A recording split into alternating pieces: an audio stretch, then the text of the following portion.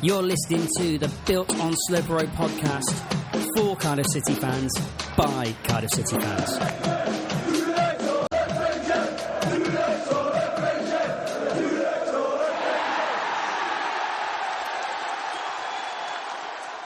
Well, hello. Welcome to the second Built on Slope Road podcast, the difficult second pod. Listen, obviously, thanks for everybody that kind of listened and took the time out to listen to last week's pod. We really, really appreciate it. Thanks for all your feedback on the Facebook groups, on Twitter. Really, really good. So hopefully you're going to kind of stick with us. We've got a great pod for you this week. I mean, a truly great pod. We're going to cover all the normal stories.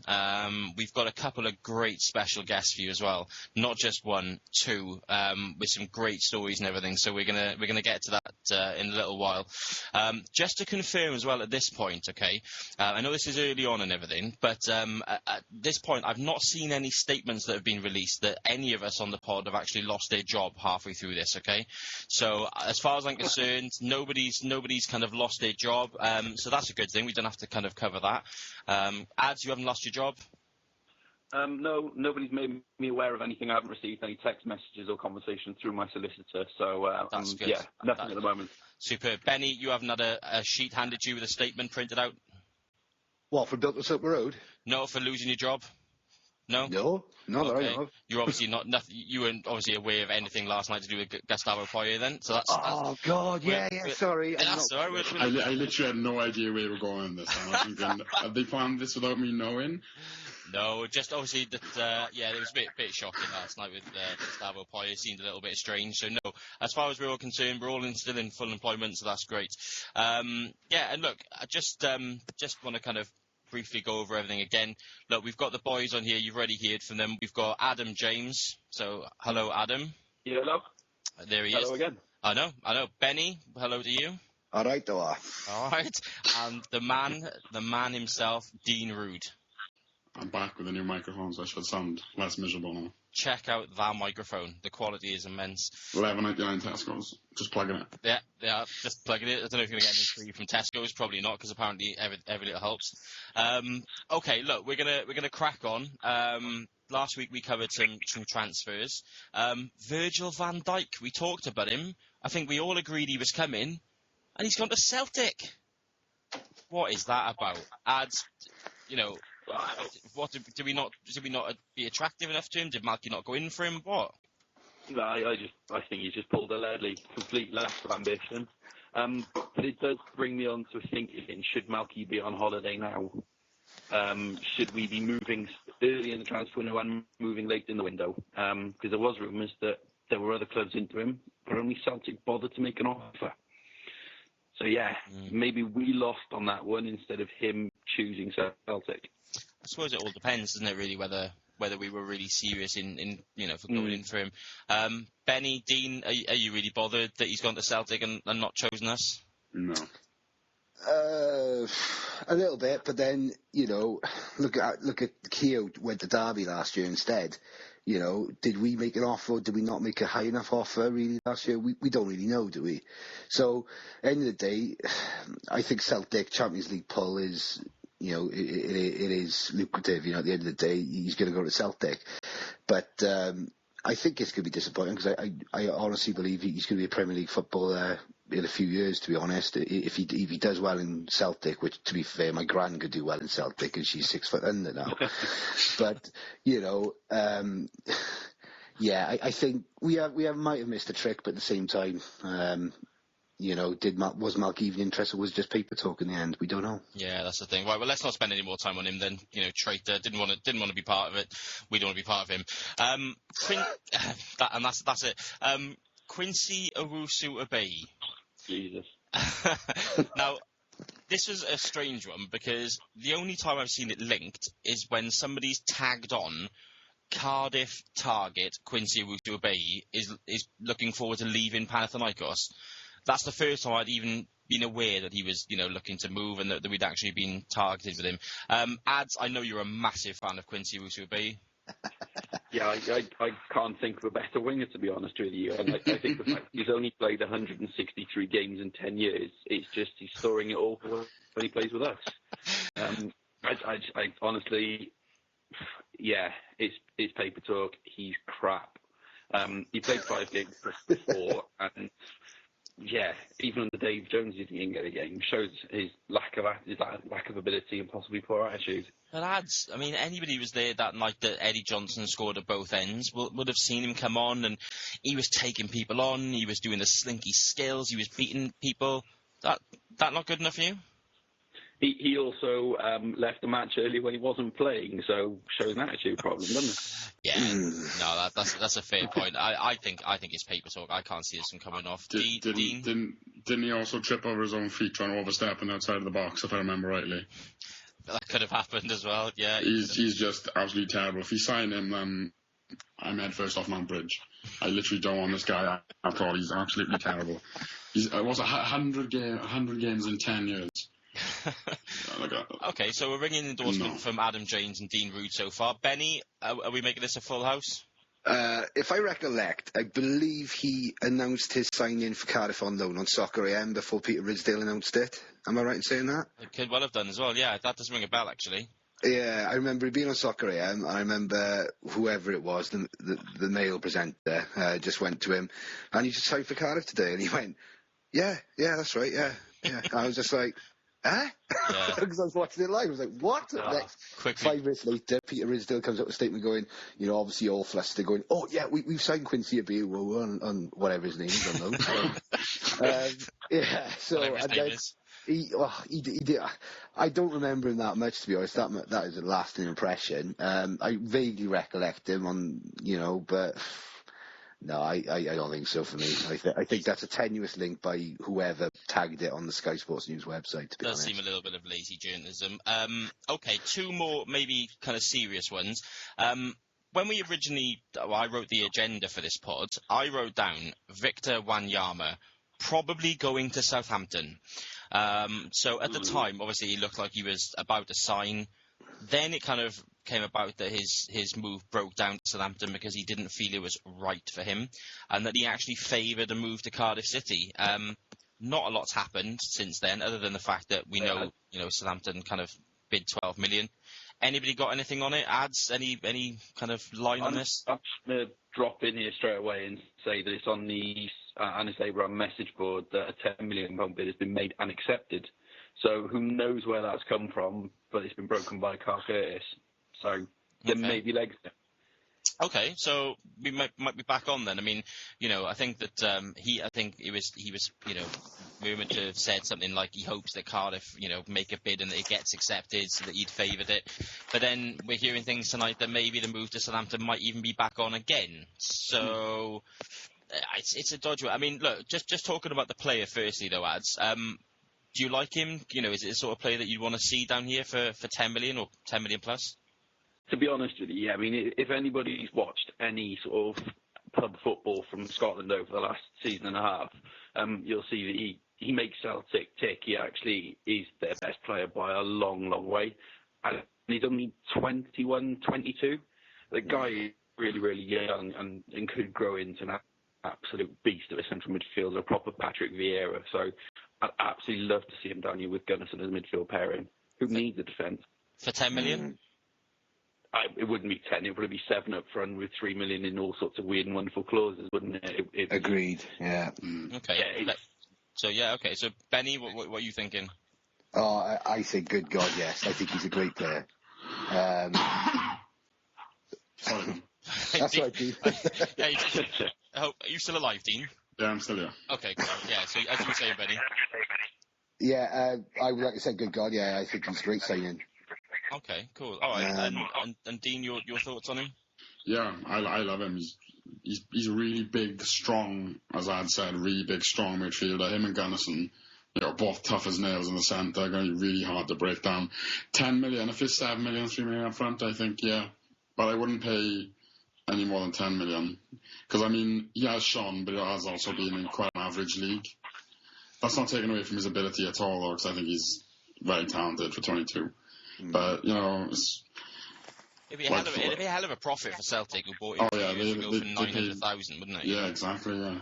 That'd be a big kind of step up. Look, what I'm going to say on this one is I don't think it's going to happen. I'm going to put that out right now. I think that, for me, I actually think he could probably do a little bit better than Southampton and Cardiff City. I know that sounds a bit controversial, but I actually think he could play for a team that maybe regularly gets into Europe, maybe, like an Everton or even a Liverpool or something like that. And I've just got this feeling that one of them will come in at some point and, kind of last second and maybe snatch him. I hope I'm wrong, because I actually would love him at Cardiff. I think anybody that just watched the highlights of the Barcelona game that he played in and scored against them, and he was almost the reason why they beat Barcelona that night.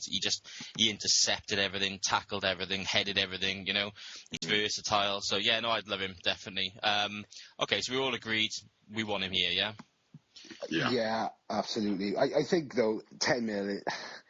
It's exaggerated press reports. I honestly believe that. I don't think he's going to be 10 mil. I agree with Adam. I think he's going to be out 7, maybe going up to with 3 million in clauses and what have you. But like you say, I think we're just going to lose out, and I don't think it's going to be to Southampton either. I think it's going to be either to Turkey or it's going to be a bigger club than us. I really do. But I'd love him. I think he's top quality. I'd be disappointed if he was Southampton. I wouldn't mind losing him to, like you said, like an Everton or a Liverpool or like even an Arsenal. Plus if they come in for a bit of an outside bid. But to lose him to Southampton would be, I don't know. With respect, I don't think we're that far off Southampton's level.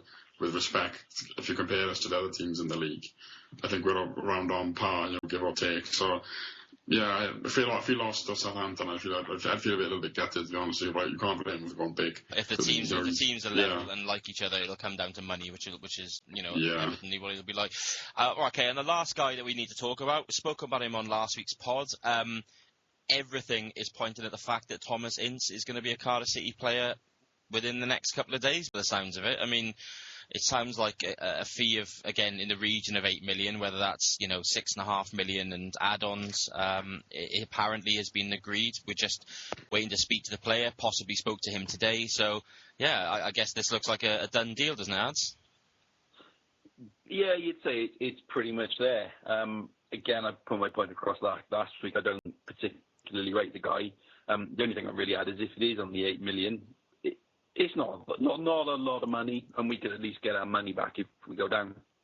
Yeah, I think that as well. Dean, what you see this one finalising and being done soon? Yeah, I think I said in the last part that I thought it was a little bit too much to pay for the player. But like we spoke about Zaha money, you're going for 15 million. If we take him for 8 million and he has one outstanding season, then English, homegrown, we can look at doubling that as a set for signing on. Yeah, I think that as well. You're the same as well, Benny, yeah? Yeah, I mean, I've come round to Ince in the last week. I think since, I'll hold my hands up last week. In fact, I had a tweet from my cousin saying, I disagree with you, Benny. But, no, I mean, I think he's going to, obviously, if Malky likes him, then that's great. But he's slot perfectly on the right-hand side, I think. And whether it's 8 mil, again, exaggerated reports, but a 35% sell-on clause, like you said today to me on Twitter, Steve, it's a large chunk, so that will hike the price up, I suppose. But therefore, I think he's going to be a good signing in the end, I think. Okay, awesome, superb. I think that's everything we need to know about the transfers. I think we've got all that covered. I'll tell you what, it made me think as well the other day, guys, that I was thinking about all these players coming in and, some of them going out. I seem to forget, like, some of the players that we've forgotten about in the squads. People like, Don Cowie and Philip Kiss and Etienne. And, there's one guy for me that kind of really stands out, and that's kind of Kadeem Harris. I mean, it is a case quite literally of where in the world is Kadeem Harris? I don't think anybody's seen him at all, have they? Do you know what I mean? And it's, I just haven't... Oh, Ads, have you seen him? Yeah. Well, yeah, I have had my sort of ear to the ground in that respect, and I've had my News of the World style spies looking after him. Okay. And from what I can understand, the last spot we've had of Kadeem Harris was he was actually in the gym, and he was noted as running. Oh, right. So, Okay. got a bit of an update for Kadeem Harris is in the gym and he's running. Wow, okay, so just another a normal, exciting update from Kadeem Harris then. It's something from a Jordan Much tweet. On that as well, guys, he has got to be the most boring Cardiff City tweeter in the world. I mean, if you've anybody's seen his tweets, it's either inspirational sayings or going down Nando's or whatever. Jordan, great footballer. Pick your game up, mate, on your tweets. They are terrible. Ads, has Jordan Much been up to anything exciting this week? No. Right, okay, there we go. It is then. Typical old Jordan Much. All right, cool. Listen, this is where this kind of gets exciting. This is our first ever special guest, although it's not a guest, it's guests. We've got two people that's joining us tonight that, well, listen, you guys probably already know. Co-author of the Soul Crew book, Tony Rivers. Hello, Tony. Good evening. And, well, where do we begin? Actor, singer, writer, what have we got? It's Johnny Owen. He's joining us as well. Hello, Johnny. How you doing? Good evening. Yeah, listen, welcome to Built on Sloper Road, guys. Thanks for obviously for joining us. It's great to have you on, you know. Thank you. Pleasure to be here. Thank you. My pleasure. No, that's all right. Obviously, everybody's kind of interested in what you've been up to and what you've got going on next. So look, I'll come to you first, Tony. Obviously, Soul Crew was a big thing. I remember reading that quite a few years ago now, and it was a real great insight to that. Any more kind of books like that, or anything like that down the line anywhere? I'll never say never. The last few years, me and my wife, we've got a little family now, little son, and we've been quite busy. We're running a pub, but I have been asked over the years by my publisher from Manchester, did I want to do a follow-up? There were so many coming out after Soul Crew. It satirized the market really, and I just enjoyed doing other things like writing for certain websites, or blogs, or different things like that. But I've been flat out the last 3 years. But I'm hoping to do more projects, definitely Cardiff City related. Yeah, you mentioned the pub as well. Do you want to give it a bit of a plug? Yeah, it's the best pub in Britain. Right. Okay. The Mountain Ash Inn. I've been running it 3 years. Fingers crossed, we've got a decent following here now. And it's become slightly a bit of a cult venue, which is nice. So, our good friend John there, he's been here several times. Yeah, Johnny, you regularly seen down there, are you? Yeah, I'll have to disagree with Anthony actually, because it's the best pub in the world. Yeah, Good plug. We got it in the film as well. I'm also, his book is not just the seminal football book. I'm actually in the book as well. Before I was in any way connected with television, he put me in there, bless him. Oh, okay. So I'm in that book. So I've known Anthony since we were about 14, 15, when famously the train line for the Cunnan Valley stopped in Abercunnan, and he used to catch the Merthyr train. So I first seen him on a wet platform in the mid-1980s going to watch Cardiff, so we've known each other a long time as well. Yeah, okay. So you put it down to him then as basically, starting your career then? Well, Anthony was seminal. He's my Brian Epstein, really. All right, and John was well into the scene before I was, but that's how our paths crossed on the Valley line from the Abercunnan Merthyr. Yeah. I like that story as well. See, we don't just pick random guests. We actually get, people on that know each other as well and have got a background on it. So, Johnny, you mentioned, obviously, I mean, I was kind of doing a little bit of research on you, the things you've been involved in, everything from kind of Shameless. It was you going through my bins last night, It was, mate. I've got a credit card coming my way for your name, so thanks for that. But no, listen, obviously there's been so much you've been involved in, and it's been great for, everything from, as you said, Shameless, the Stand, I'll Be There song, which must have been a massive moment for you hearing that kind of played around the Cardiff City Stadium, wasn't it? Yeah, it was fantastic. I mean, we did that, and the statue's been built now, which is amazing. The best thing that I've ever done connected with Cardiff City was a piece before the FA Cup. I know that well. Yeah, but I've never had to buy a pint in Cardiff ever since, so that was the best thing I ever did, which was basically just to explain what it was like being a Cardiff fan in the 80s and the 90s when we were appalling, really, on the pitch, and that journey to Wembley, really. Yeah, I've got to be honest, for me personally, I was kind of mentioning this to my girlfriend the other night that you were coming on, and I showed her that piece of video. And there's always that bit when you're actually talking about the kind of the trains coming down the Taffy Railway line. Those kind of that lyrics or whatever. That's when that kicks in. It never ever fails to kind of raise the hairs on my arm. You know. It's amazing actually because there was so much history at that time. My great uncle, my grandfather's brother, he fought in the First World War, and he was a massive Cardiff City fan. And his hero was obviously Fred Keener because he'd also fought in the First World War as well. And him and my great grandfather went to the 1927 Cup final, and there's footage in ITV Wales of them taking the cup to Merthyr Tydfil. Harley. There are about literally about 20,000 people in the streets of Merthyr because they took the FA Cup all around the valleys at that time as well. So it was an incredible sort of period that you know. And obviously I grew up on them stories from my father. Obviously went to all the games, you know, the legendary games against Real Madrid and Hamburg. So I kind of grew up with that. But obviously when I was watching football in Cardiff with Anthony, we weren't that that sort of that good really on the pitch, you know.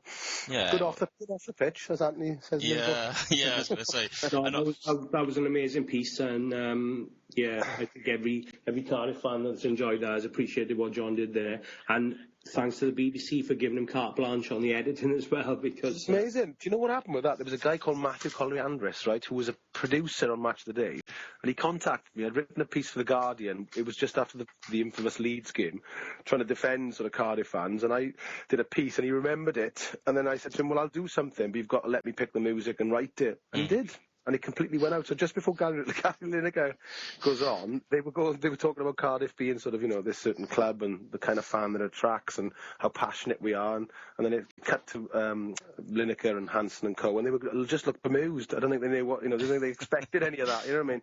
But it was great. I was really glad I did it. And I think, you know, it certainly sort of tried to explain what it was like being a Cardiff fan during that time. Yeah, no, I think it is. And actually, I mean, we'll come to the questions in a minute, but I think one of the questions might even been kind of, you know, off the back of that piece as well. But the current project you've been still involved in, obviously, is Svengali, which is your film. You've kind of written that, is that right? I did, yeah. It started on the internet in 2009, and I took a few, sort of 2 or 3 years out from acting just to develop that and write it and turn it into a film because it got back in from some big companies in London. And it's just come out now at the Edinburgh Film Festival, which is pretty prestigious. And it's up for Best Film. And it's just had a great review in The Hollywood Reporter, which is the Bible of film and sort of stuff like that. So it's out in cinemas in October. So yeah, we'll see how it goes with that. So I think it's also filmed quite a bit of it in Anthony's pub, the Mountain Ash. So again, lovely connection with Tony and his pub, and we shot it there. And it was looking good. Yeah, I was going to say some great kind of actors and actresses. I mean, anybody that's seen This Is England, you've got Vicky McClure, The Office, and Hitchhiker's Guide to the Galaxy's Martin Freeman. So there's some really good names in there as well. Yeah, I mean, Martin and a few others were part of the online series. I mean, it was picked up by a few newspapers and sort of called it the best online series. That was the original Svengali. And then when it was developed into a film, we sent the script to Vicky McClure because I wanted her to play the lead part. I'm a big fan of Shane Meadows and obviously all the This Is England series and the other stuff that he's done that Vicky's been in, like Room for Romeo Brass.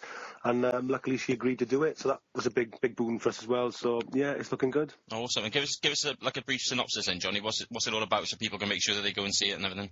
It's about a Welsh lad that goes to London to manage a band, and the band become the hottest band in Britain over that summer. And so the story then is obviously that the more popular they become, the more other people try to take him off him. And it's about this sort of story, and he meets lots of famous people from the music industry playing themselves along the way, like Alan McGee and the Libertines are in there.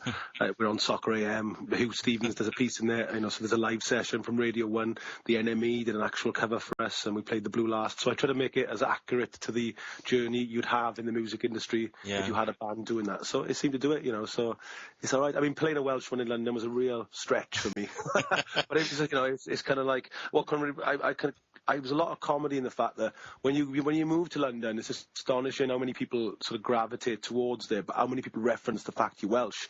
I've never been on. I've just been there, you know, within a month I was Taff or Welsh Johnny and all that kind of stuff. So that was quite interesting to me. So there's a lot of that in the film. The fact that everybody kind of seems to go, "Oh, you're Welsh," as soon as you open your mouth. You know what I mean? So, yeah, no, it's great. And when can we kind of expect this to be out now? When can we go and see it? It's in cinemas across the country in October. It's on in Glastonbury, it's on in Latitude, and a few other sort of festivals over the summer, and then it goes to cinemas and general release in the autumn. Awesome. By the way, lads, it's my movie debut as well. I play a barman in there, ironically. Were you barman in his own pub. pigeonholed into that one, Tony, or what? Yeah, it was a surreal time because we had a family holiday to Florida for 2 weeks, and I was up against race against time. We just beaten Crystal Palace in the semi-final of the Carling Cup, and it was planned for the Svengali team to come here and film on the Monday. So I got a flight there. I think it was 8 or 10 hours from Florida to Manchester, and I'd already booked. But if my flight was delayed by any time, I would have missed the final. Then I had an inward flight then from Manchester on the Sunday morning, jet lagged to hell and back. Dave Bennett, Cardiff City legend, Dave Bennett was on the same plane as me. I was too tired to even raise my head to say hello. But then, obviously, what happened? Got to London. That was great, apart from the defeat, obviously. But then on the Monday, Svengali were here all week, which it was quite surreal. All these famous people, all these iconic people spent time in my pub all week. And the legendary Welsh actor Brian Ebbard, who's a very good friend of John's, I was lucky to meet him for the whole week. And poignantly, it was his last movie before he passed away. Yeah.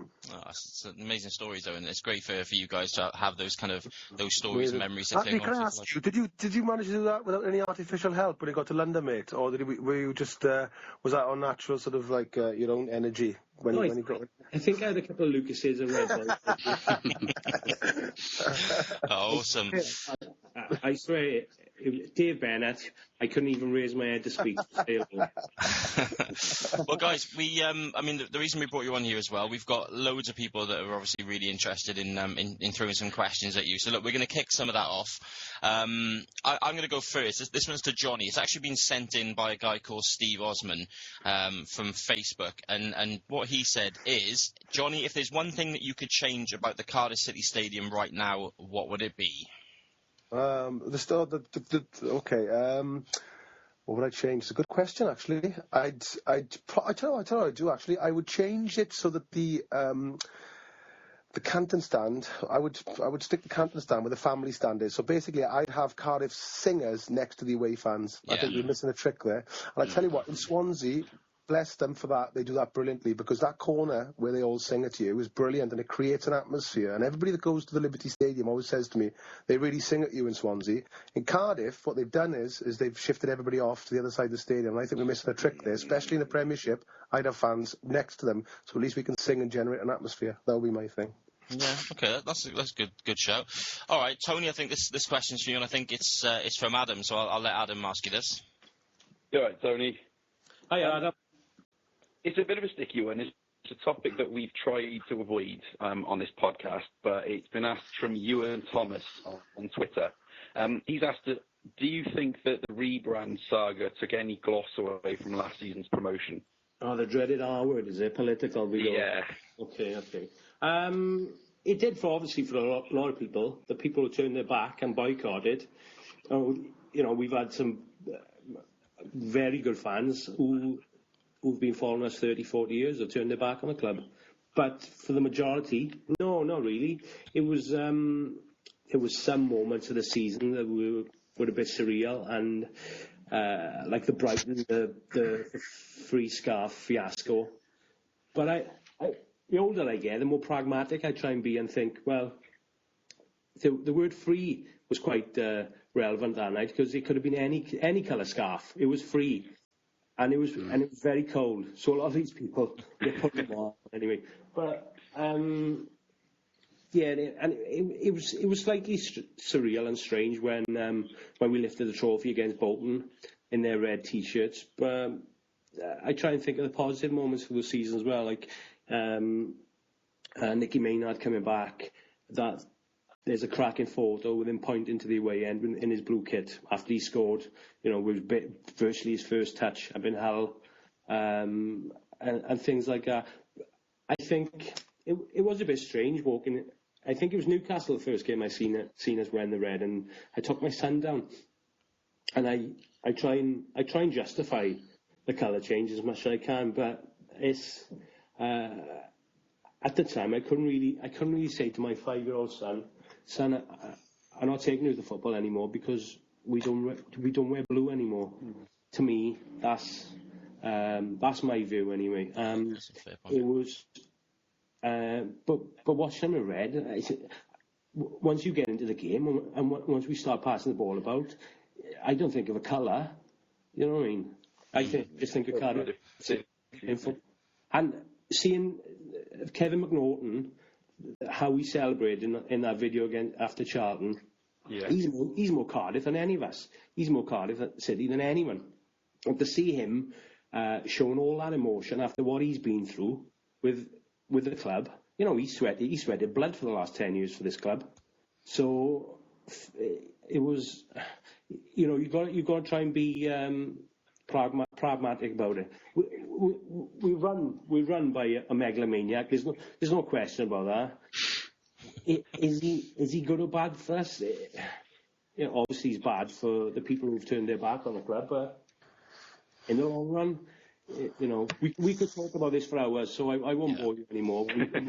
We see it every day on the message boards, you know. So yeah, I think that's one of the reasons why, you know, on this particular podcast we try and, you know, not stay away from it too much. You know, we will definitely reference it when needed, but, you know, I think you've touched on it then. It's overkill now, you know, whether you're red or blue. I think, you know, you're probably quite bored of the argument to a certain extent. Let's talk about, you know, fixtures. Don't get me wrong. You know? Don't get me wrong. Everybody wants the blue back. Everybody wants the blue back. But is it possible at the moment? I don't think it is. Yeah, no, that's fair. All right, well, look, we'll go back to Johnny then. Benny's got a question. No, I'm not. We're gonna go through one by one. I agree with everything you say in that sense. What's really interesting for me is I said, obviously I wish we were blue, like Anthony said, everybody does. And what I would say is this on the whole subject: I wasn't going to fall out with any Cardiff fans over it. That was my thing. And what was interesting was face to face with people, right? You didn't. It was a kind of a bit of a conversation, and that was it. But online, like it always seems to happen, everybody seems to end up rowing and arguing. Everything's always much nastier because you're anonymous. You know, it's like being in a car or something where people abuse each other. But face to face, you just kind of go, oh, you know what? It's not that bad. I love you and you love me. We love the club, and that's what counts. You know what I mean? So I think it's quite interesting when you go to a game, like Anthony said, you kind of almost, you know, you kind of go, well, he's my mate. You know, he still supports the club that I support, and people didn't fall out so much, which was, you know, important to me. Yeah, massively. All right, yeah, I appreciate that as well. All right, so yeah, Johnny, we've got a question for Benny, and I think this is the one that was really kind of motivated by that piece you were talking about from the BBC. So I'll let Benny ask you this one. Okay. Hiya, Johnny, mate. You're right. Yeah, good man. This was sent in by Sean Hardy via Facey B's Facebook. Do you think football is the biggest sport now in Wales? Oh, that's a good question. Domestically, yes, by far and away.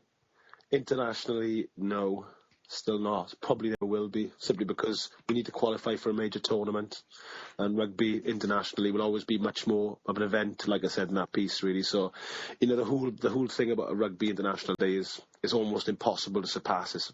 It's a carnival, let's be fair, isn't it, as much as a game. But domestically, football is way ahead. I mean, you've only got to look at the average crowds Cardiff and Swansea get in, and Newport now. And the Welsh regions in rugby are badly struggling.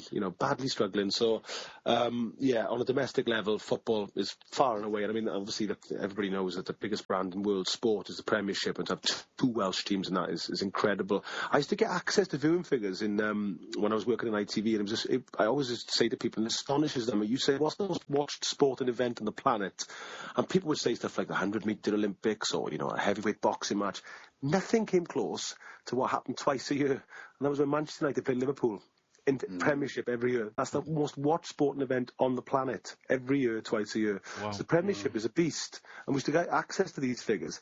And I can always remember talking to one of the boys who worked behind the sort of scenes in Cardiff City, and he was saying Cardiff World basically is something that it's watched all over the world online. You can watch games. And they were saying to me, this is the power of the Premiership. They used to get roughly about 30,000 people watching Cardiff. And that was the kind of average of people watching Cardiff through the website across the world. And the biggest in the Championship was Leeds, who were up around the 100,000 mark. And then some were lower, like Peterborough, say 10. But Cardiff tended to be in the middle. they were saying Cardiff City once played a youth game against Manchester United. They had 3 million people came to the website for the Manchester game.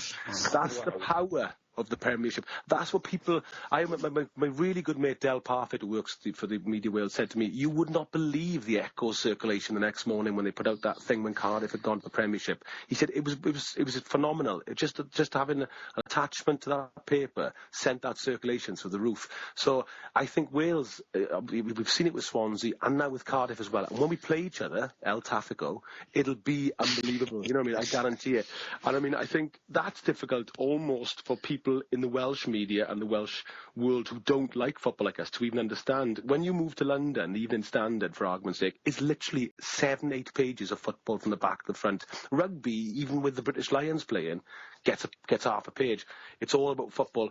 We've joined that world now, which is why everybody was saying it was so important to get the Premiership. I understood that because the economics of joining the Premiership are phenomenal. Financially, they're phenomenal. So we've joined that club now. So I think we'll all be actually surprised by how much coverage we're going to get over the next, certainly this season, and hopefully if we stay up over the next few seasons. So domestically, we've moved into a completely different stratosphere to rugby. There's not even a competition there anymore. The Cardiff and Swansea are now in a place where rugby will never catch it. Internationally, because of the tradition, the history of Wales, until we qualify for a major tournament, it'll always be Wales in rugby, and internationally in rugby. Spot on, John. There was, if somebody asked me a couple of weeks ago, what was the split between the people outside the UK watching the Premier League and the people in the UK, I would have probably said about 50-50. But you might have read it. There was a report that came out last week. Cardiff City website touched upon it. They said 96% of people who follow the Premier League, who watch the Premier League on TV, is from outside the UK. 90%. It is, yeah. Wow. And the most Googled thing in the world, they were saying, was Manchester United FC or MUFC. Yeah, so they were saying that the power of that club, for argument's sake, and Liverpool then, pretty close behind, then your Chelseas and maybe Man Cities, it's phenomenal. It's actually phenomenal. And we're playing them twice next year. So we're going to get all those people in all across the world, like Anthony said, South America, Africa, Asia, suddenly going, oh, who's at Old Trafford? It's Cardiff City. That's going to be a huge boon for us as a club. Yeah. Going back to the rugby, they really need to restructure. Like John said about the regions, it's not working, is it? But there was a quote from a friend the other day who knows Jonathan Davis, and Jonathan Davis said, all rugby is now Cardiff and the Swans are both up there. All rugby got to do now. Rugby have got to raise the game. I think I heard a good thing the other day. That the rugby cream and the football cream will always come to the top, but there's going to be less people from rugby, I think, probably if Cardiff sustain this and the Swans in the next 10 years, they're going to come through. For example, my son, he loves both. He's only 6, but he loves both sports. And his coach, from an old friend of mine, he said about this our promotion, how it's going to affect us, because his son has come on to him and said, "Oh, any chance, Dad, of watching Cardiff City next season?" And he's never been interested in football before. Yeah. So that's probably, that'll probably be quite universal. Yeah, a little bit like the Olympics, really. It's worst case scenario, and Cardiff get relegated again. It's got to leave some sort of legacy as well. That, the foundations that we can build on the following season, I guess. Yeah. So all right. So John said in his piece for BBC, we'll never ever take away the jewel of the Six Nations or what's going on at the moment with the Lions. So football in Wales could never ever compete with this, because like John said, it's superfluous. It's an event that we could, say, for instance, I think Wales are playing in October in the Autumn Internationals. Our Premier League game will be changed before anything that goes on in the Millennium Stadium. Yeah. Mm-hmm. Yeah, that's a good point. That's a good point, actually. All right, well, look, moving on. Tony, we've got another question for you. This time it's from Dean, so I'll let Dean ask you on this one. Hi, Dean. All right. How's it going? Good. Right, this is from Stephen Alex on Facebook, and he says, where do you think Cardiff will finish this season? Right. I've had this conversation a few times lately. At the moment, 17th. But what I've heard today, what people are going to come in the next few weeks, come back to me in a couple of weeks. And I'll be pushing up the mid-table, I imagine, within the next 3 weeks. But no, 17th. But let's be honest, boys, fourth from bottom will do us. If we survive by 1 goal, that'll do us in the first year. Absolutely, yeah. Something Is that Barry White to ask you the question then? No, Dean's got a new microphone this week. He's loving it. That's amazing, mate. You should use that with the girls when you're out. All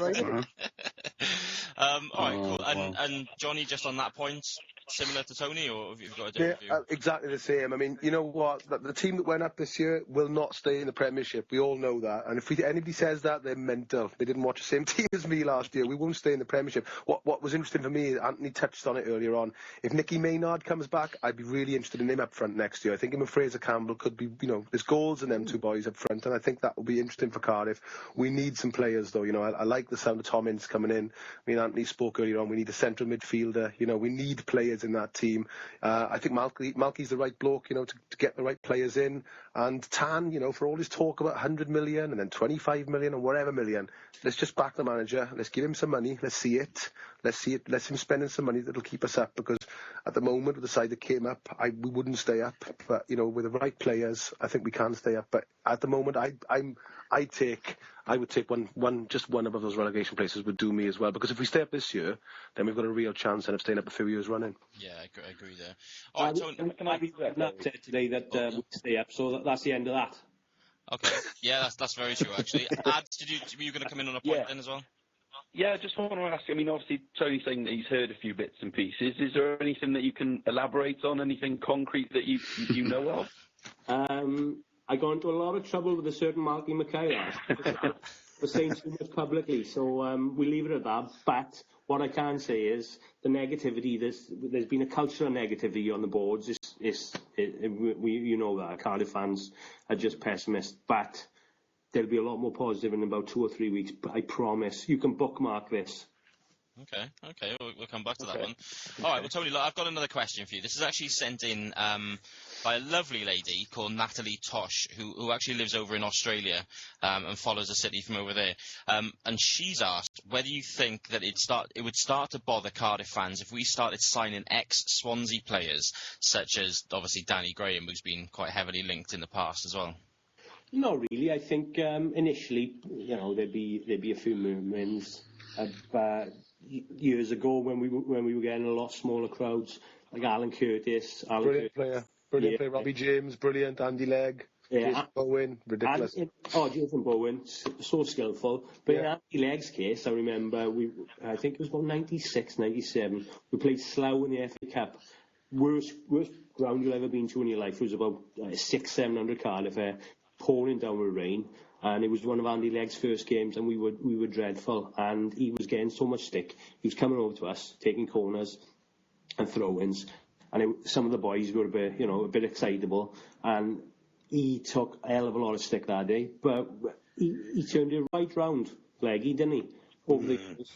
2 or 3 years later, he was a cult hero. But he gave everything. And in the end, he was telling people close to him that he actually preferred Cardiff for Swansea, which, after the years he spent down the Vetch, it was nice to hear. Well, it's funny you should mention that, actually, because we do a feature every week called At Home on Sloper Road, where we basically find the best ever Cardiff City 11. Obviously, we started last week. We discussed the best ever goalkeeper. Well, I say best ever, basically in the last 20 years, and we came back with David Marshall. This week, we're looking for a left-back, so maybe you've kind of put Andy Legg's name into the hat with that one, So maybe that's... Yeah, definitely Andy Legg, but I think... David Giles is a great left-back for us when we went up, but he played for Swansea before. Fantastic player, and a Cardiff boy as well, Yeah, okay. All right, good. That's... left rightly, but probably Nicky Plattner. But, All right, okay. All right, look, we got another question for Johnny. This one's going to come from Adam this time, so we'll go to Adam. No, well, there we go. You were just going back way before our era. Some of us saying you're only young. It was sent this one was sent in from Twitter. Yeah. You've already referenced the dark days of Division 4, where if it wasn't for Caldale, we'd have been in the conference. But who was your football hero growing up, Cardiff or otherwise? Oh, that's a good question. In Cardiff, I was a huge fan of David Giles when he came back, actually. Thought he was a really, really nice player. And he was great. You know, he played for Wales internationally. He played stuff like that. But he was a Cardiff boy. He was from Grange. And I always really liked him playing. He was really sharp over 5-10 yards as well. They called him the Welsh Kevin Keegan because he had long hair like him. I quite liked him. He played in that great kit where we beat England 4-1 at Wrexham. I always remember that game as a kid. You know, it was a fantastic player, and he played for Cardiff first in that legendary kit, the Robin Friday kit, so he was kind of somebody that stuck in my mind. I was a huge fan of Graham Kavanagh when he came to Cardiff. I loved Graham Kavanagh. I always thought he was a real signing that worked for us. You know, I was gutted when he went, when Sam had that meltdown, when somebody told him to have to spend some of his own money and sold him. I always thought that was a shame. From when I was a kid, do you know the footballer that I loved as a kid, who, you know, this is on a world level, I remember Diego Maradona coming through, and he played Scotland and England in the late 70s, and there was not much football on television then. It was just ended to be sort of internationals and maybe the FA Cup. But there was such a fuss about this kid from Argentina that they filmed him, and they obviously had that kit, the sky blue and white stripes. And then there was a World Cup that Anthony would remember well called 1986 with the Hand of God World Cup. But you want to see him this World Cup. He won the World Cup practically on his own. So Diego Maradona. But for Wales, I always loved Mark Hughes. I was in the race course when he scored that goal against Spain when we beat them 3-0. Can you believe that? Wales used to beat Spain 3-0 in the qualifiers. And he scored this incredible goal from outside the area. Rush scored 2 that night. We were brilliant in them days, Wales. I mean, we were so unlucky not to qualify for major tournaments in them days. So internationally, I'd say Mark Hughes for what was Welsh. Diego Maradona was the ultimate sort of one as a kid growing up. And for Cardiff, I was a massive Gilo fan. Okay, Tony, over to you. Yeah, well, I agree totally. Internationally, Diego Maradona, the friendlies John touched upon there, England, Scotland. I was watching YouTube footage of them the other week, and his famous goal in '86 against England, where he took on half the team, didn't he, on bobbins of a pitch? Yeah. He did that in 1980 in the friendly when he was, 17 or 16 or 17, and he took about 3-4 on, and when it came, I think it came to beating Clements, he just knocked it past him and he just skimmed the post. But it was like a front runner, a precursor to what he's going to do from in a few years' time. A rehearsal. He was sensational. You know, Messi by far and away best footballer has been in the last 10 years, but Maradona was on a different planet. What he did at Napoli, where they hadn't won the Scudetto for 50 years, and then he won it twice. He took an average Italian team really, and he took on the giants of Juventus and AC Milan on his own, and he won the World Cup on his own. But there's so many debates in it, but we could be here a long time with the Pele. I met him once. I met Diego Maradona once. I'm still jealous about it now, John. I know Ross Williams at Old Trafford. Yeah, he was at Old Trafford, he was. What was amazing was he played in this game, and he was still better than anybody playing then. And what he used to do was, what Anthony's right about Maradona, that's really hard to explain now, is when you'd watch a game with Maradona in as a kid, he'd have a big build-up, and he never failed to deliver. So he'd watch the game as a kid, and he had the ball all the time. He literally just used to have the ball all the time. And he'd pick it up on his own area. He'd always be demanding it. You know, one of those players, I want the ball. And he'd always make it to the other area. The only person I've seen who did that very similar was Gascoigne in the 90 World Cup. He would demand the ball all the time and take it up the pitch. Zidane was similar to that, you know. But nobody like Maradona. You just couldn't get the ball off him. There's an amazing photograph against Belgium where he's got his foot on the ball and there's something like about 5 or 6 Belgians all facing him. You know, just one pass, you know, and he's fleeced most of his team, you know. It was amazing. Yeah, it's a great story. When John met Maradona, it was for UNICEF, wasn't it, John? But after the game, there was all the glitterati of the British celebrity set were there. Yeah. But when Maradona and his people came into the room, everybody turned and started taking photos, didn't they?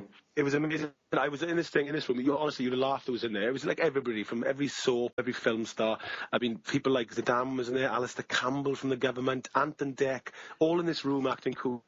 Diego Maradona walks in, right, and everybody jumps on the table and starts going, Diego, taking photographs. And Diego Maradona is just this little fella waving in the middle. And in this VIP area, there's a little roped off bit, as if to say, you know, this is where the gods sit. And he sat in a little roped off bit on his own. And it's like Jude Law and Ewan McGregor, like about 5 yards away from him, going, "Can I have a photograph, please, Diego?" And he's obviously sitting there going, "Yeah, all right." And he's got photographs with everybody. It was amazing to watch a superstar, really, like in a room of people like that. It was amazing. Yeah, that's awesome. Tony, we've got another question for you again. This one's from Benny this time, so we'll go over to Benny. Hi, Tony, mate. You're right. Oh, thank you, mate. This was sent in by Lucy Williams via Twitter. What has been your greatest moment as a Cardiff fan? Probably losing to Swansea in 1991 in the FA Cup, but we won after the game.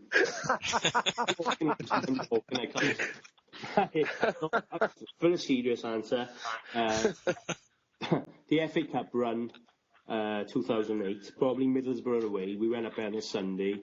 It was 5 of us in Jay's posh BMW Jeep, by the way. But we went up to Middlesbrough, not really hoping, we're hoping, but not expecting to turn over the Premier League side in the quarterfinals of the FA Cup on their own manner. But when we did it, well, at half-time we were 2-0 up, and I remember at half-time, it was low, obviously, Cardiff fans that we've grown up with over the years. There was nobody talking at half-time. Everybody was dumbstruck. People were just walking around. It was 2,000 zombies just shaking their heads at each other. It was absolutely surreal, because this didn't happen to Cardiff City. You know, we were on our way to Wembley, and we were stuck in the car park for an hour after the game, and we were still shaking our heads. Boys, we're going to Wembley in a month. It was, but now we're sick of seeing the place. You know, it's a funny thing, Anthony, you should say that, because my favourite game, and, you know, again, it's something from the modern era, was the game against Barnsley, and everything about that day was amazing, because it was snowing in Merthyr, and we went up in a car, me and my mate Alex Edwards, and I had tickets for the really posh bit, right? And I was sat next to Michael Parkinson and Dickie Bird, because they were the celebrity Barnes fans, and I was in there, and with me was Andy Legg, and obviously me and Andy Legg look a little bit like each other, so people were going, "Oh, you know, you look a bit." I was like, yeah, so we were having a chat, and I said, "Do you think we'll win?" And he went like, "You know what, it's our best chance of making Wembley." We went to watch the game, and we won, obviously 1-0, it was amazing. And the Cardiff fans in that game was fantastic. They stayed in the stadium for, it must have been about 20 minutes, half an hour, I don't remember, singing. And me and Alex were singing, we were the only two singing off the top of the balcony. The atmosphere was amazing. But my favourite bit of the day was, we drove back to Wales, right, and we pulled up to the Severn bridge, you know, where you pay the barrier. And as we're sitting in the cars, and there's cars everywhere, and buses, and my mate Alex, just like this, because everybody was sort of sitting and went, beep, beep, beep, beep, beep, beep, beep, beep, beep, and everybody in every car went, "Sally!" And all Cardiff fans. So everybody else started, right? Dum, dum. And we were sitting there for about 10 minutes, and people were getting up the cars, standing on the boots. There was a proper celebration on the Severn Bridge. It was fucking amazing, I gotta be honest. That's class. I've got to be honest, that's my favourite. That is my favourite City moment ever. Despite the promotion to the Premiership and everything, I remember looking round after that final whistle and just seeing 30,000 City fans just going absolutely. It was amazing, apoplectic. Yeah, it was just amazing, and just that's the one thing. And funny enough, you say about Middlesbrough, Tony. Middlesbrough kind of have the other way for me. They've got the worst day in football for me is when they came to the Cardiff City Stadium and beat us 3-0 and basically just kind of stopped us going up. That was my worst day. So yeah, no, it's. I was lucky enough that FA Cup run from Chasetown, Hereford when we beat Wolves at home, Borough away. I attended everyone, but like John said, I never ever forget that Barnsley weekend. We had a coach on the day before. We stayed. We had 2 nights in a really nice Riverside Hotel on the Embankment. But it was 50 of our lot who we've been together for years, and it was everything about it. Everything about the weekend was special. And obviously winning. Then the Portsmouth day, I always wanted to see Cardiff walk out in an FA Cup final, you know. And when Abide With Me, I was a blubbering mess by the time Abide With Me came on. So that was a great season. It was a great season. No, Do you know what? I got to say one fantastic thing that happened on that Barnsley game, right, that everybody loves. I tell them about in London. Some Cardiff fans up in the service station. I don't know if anybody remembers this, but in Reading services, they started a snow fight between Valleys and Cardiff fans, and it went proper military. It was hilarious. And if you got hit, you had to lie down, and people would run out and carry them off as if it was like a proper war. It was absolutely it was brilliant. And there must have been about 300 people on each side in the end in Reading services, and it was all properly done as if it was like some sort of military manoeuvre. It was fucking hilarious. I love that day. That's awesome. Sorry. Right, we've got one more question. This is for Johnny, and this comes from Dean. So we'll go over to Dean to ask this final question. Hi, John. You right? Hi, Dino. This is from another John via email, and he says, "Would you ever consider making and starring in a film? All about Cardiff City, like a feature film?" Well, yeah, funny enough, Andy Legg, I'd have to do something with him, wouldn't I? Because I could play him, all right. I could do anything. You know what? That'd be great. I could start at a corner flag being abused by Cardiff fans, and then winning them over at the end like a Hollywood movie, and I become like a tight player. There we are. Anthony could write that for me as well, couldn't he? It should have happened years ago, actually. Don't butt in here, but John was responsible for taking Soul Crew, the book, to Irving Welsh. John and Irving Welsh became very good friends. Irving Welsh, obviously one of the most famous authors in the world, and he optioned the book. We got initial funding for the film, but there was so much politics involved. And then Football Factory came out, and but Soul Crew, it was. At the time, for a few years, it was looking good, John, wasn't it? But now, John... Well, I mean, I think, like you Sandy said, if Wales had a bit more guts, they would just... No football hooligan films had ever really been made. There'd been stuff like The Firm and whatever, ID, but that was years before. This was going to be the first big one. And people in Wales, some of the establishment got cold feet about it. Oh, what if, it upsets the club?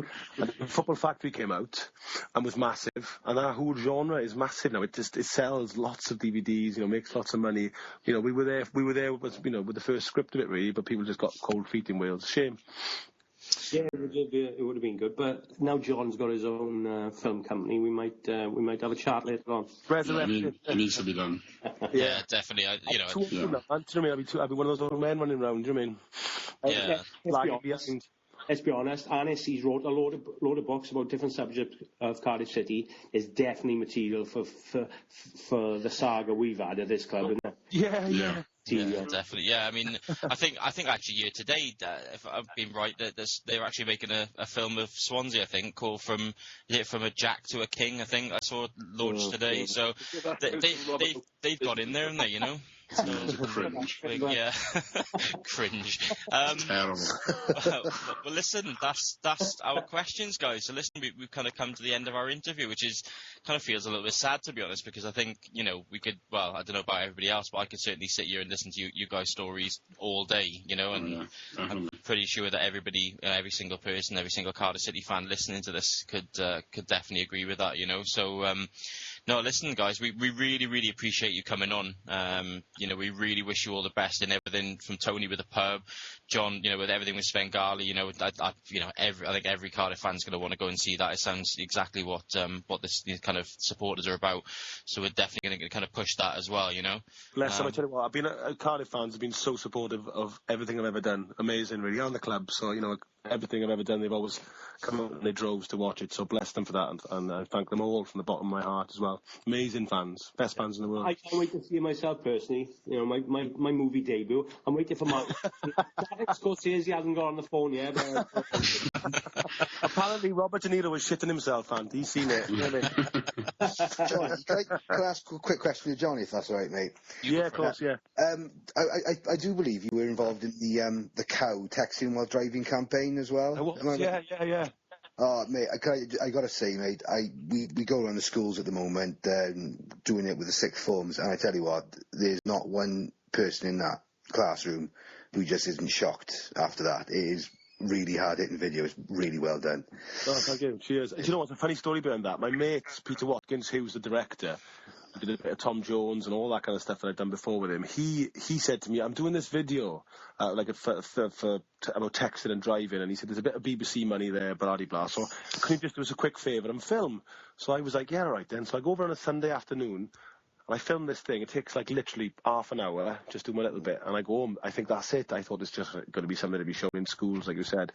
It turns into a viral phenomenon. Yeah. 14 million hits. It's on all the news. And I was like, and all the clip was just me in that bit. But my mate Roger had gone there for a week and filmed, and they cut him out. He was fucking gutted. And he said, John, it turns out. I haven't seen this video yet. I was like, sorry, mate. Do you know what I mean? That's life, innit? Lads, I haven't seen this video yet, but it can't be more shocking than John shagging a copper in Shameless. No, it's well worth the watch, boys. Definitely. Yeah, definitely go out there, find it, and watch it. Well, guys, listen. Again, thanks so much for coming on. We really, really appreciate it. As I said, we're going to be back in everything that you guys do. Hopefully, you're going to look out for Built on Sloper Road from now on as well. Big fans of each other's, but yeah, listen, I from me, from the guys, definitely, thanks so much for coming on, guys. We really appreciate it. No, my pleasure. I really enjoyed it. Thank you very much for having us. No problem. Thank you, boy, for the invitation, and I hope we come back again soon. No problem. Listen, take care, guys. Ta-ra, buddy. All the best. Bye, guys. Cheers, guys. Okay, so how good was it to have Tony and Johnny on then? I mean, those stories were pretty awesome, weren't they? Yeah. Yeah, you could sound a little bit more enthusiastic there, Dean. Who's the white sex machine which everybody loves? Fancy being called, Barry White by Johnny Owen. That's going to be a compliment, isn't it, Dean? Well, you've been called worse. That's very true. I've seen it, in fact, on Twitter many occasions. All right, well, look, the boys kind of gave their ringing endorsements to Andy Legg. We mentioned it there that it's time for our feature of At Home on Sloper Road. So if you missed this last week, very, very simple. We're discussing the best Cardiff City 11 ever. Last week we put our goalkeeper into the vault. That was David Marshall. So David Marshall is now living on Sloper Road forever. Sorry to his wife and kids, but he's there under lock and key. And this week we're talking about left backs. So from the last kind of 20 years or so, we're going to start with Benny on this one. I'm going to ask Benny who his nominated left back for the last 20 years has been. Last 20 years, in fact, I still am a big fan of Chrissy Barker. I thought he was solid. I think he did a job at left back. But whether obviously he deserves a place in that 11, I don't think so. I think the boys touched on it in the interviews earlier. Andy Legg, without a shadow of a doubt, didn't it? I mean, he was an absolute cult hero. He always will be down Cardiff City. I mean, like the boys have said in the interview, he came from being absolutely chastised as being an ex-Swansea player and more or less a Swansea boy. Is he Port Talbot boy? Yes. He is, yeah.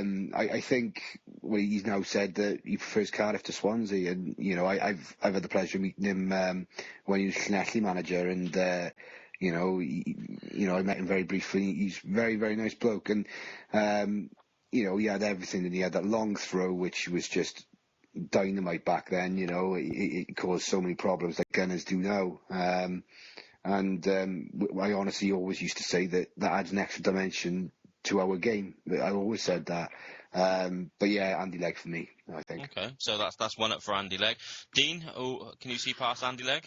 It was a bit of a difficult choice for me because he started, when I first started supporting Cardiff, he was sort of just about there, if that makes sense. Yeah. Like I didn't really get to see much of him, so it's been him and Taylor for me.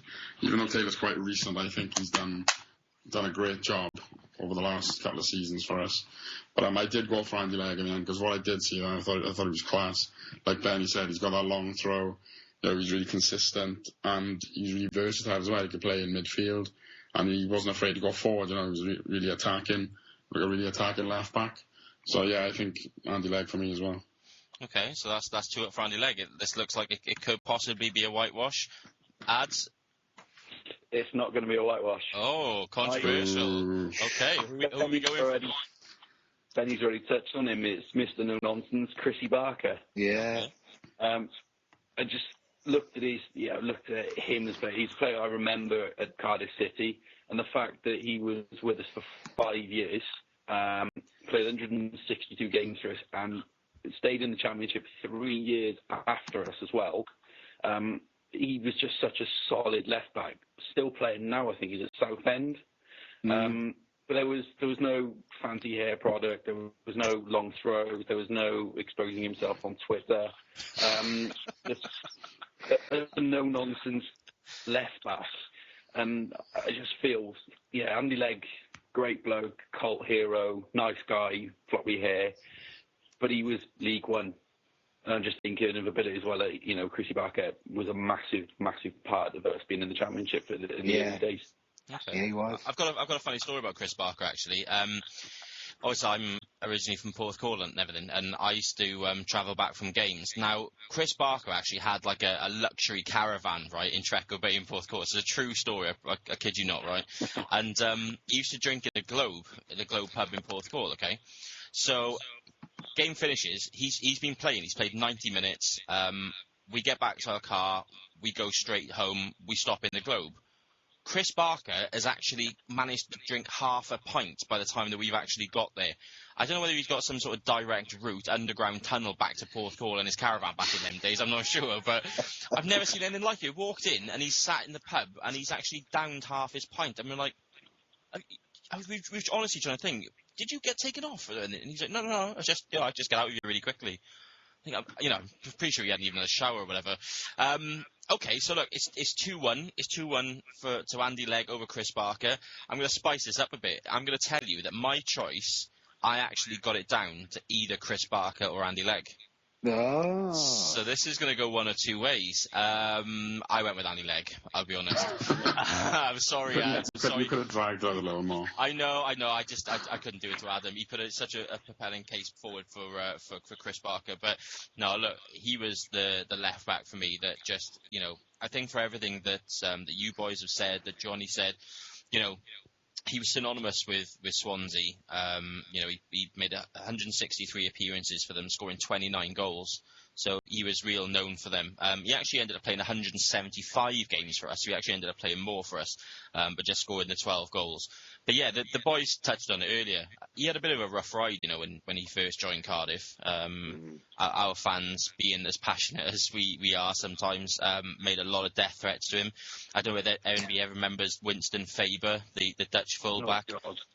He used to room with Leggy, and he actually opened one of Leggy's letters once and actually cut his finger or thumb on a razor blade that someone had put in a death threat letter to Leggy. So it was pretty serious at the time. That he actually found it quite difficult to start off with, but he really did change it around. He ended up being player of the season in the 99-2000 season and the 2000-2001 season. So that's some going to completely turn your fans around like that. And yeah, look, his long throw was great. That was one of those ones that it was a bit of a maverick move to have. But no, look, he was no nonsense as well. He was almost like he was a Cardiff boy in the end. Wasn't he a world record holder for the long throw at one point? Yeah, it was something ridiculous, wasn't it? Like he could throw it from the halfway line straight into the goal, I think it was, without it bouncing and things like that. Yeah, so, I think Dave Shalano beat it, didn't he? And then yeah. But the thing to remember about him as well, which maybe not a lot of people know, is that he actually, halfway through one season, developed a tumour on his neck. And it was only actually manager Billy Ayres and a couple of the kind of the physios and things that actually knew about it. But he wanted to carry on playing throughout the season because obviously it was such an important season to get it done first. And then obviously during the summer he got it sorted. And that actually happened twice to him. And on both occasions, he wanted to finish the season first. So, it was a bit of an upset to him when obviously we got promoted via the playoffs, via that QPR game, and the club offered him a contract with a 70% wage cut. So I think he kind of took that bad, and like you said, it was a wrench for him to go. But for all those reasons, I'm going to welcome him to Sloper Road. So Andy Legg, left back extraordinaire, you can now come and live on Sloper Road. So well done, Andy Legg. You're in. So well done to him. So listen, lads, that's another pod kind of taken care of. So, yeah, look, it's kind of flown by tonight, and I've really loved having the guys on as well. I think that's made a big difference.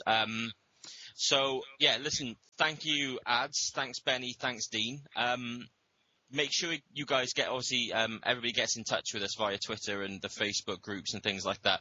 Keep your questions coming in. I'm gonna give you a sneak peek now. I'm gonna tell you guys who's on next week's pod. We've got another special guest. It's only one this time, but what a guy. We have the Beast, John Parkin, ex-Cardiff City. We have John Parkin is going to be joining us next week, so I really, really can't wait for that. So, guys, if you want some questions to kind of fire in for John, make sure you get them to us via Twitter, via Facebook. Look, any way you can get them to us, we'll do everything we can to try and get your questions to him. I've spoken to him today. He's actually really, really excited to come on. Although his words were, I'm not sure what you'll like, to what I've got to say about Cardiff City. So, it's going to be a real interesting pod. He obviously had a bit of a rough time. So, yeah, make sure you guys kind of tune in next week and listen to all that again. And yeah, we'll see you next week. So, all right, look, thanks for listening and take care. Cheers, guys. Ta, bye. Bye. Bye. Yeah. That was the Built on Sloper Road podcast for Cardiff City fans. Get in contact, builtonsloperroad.co.uk or at builtonsloperrd on Twitter.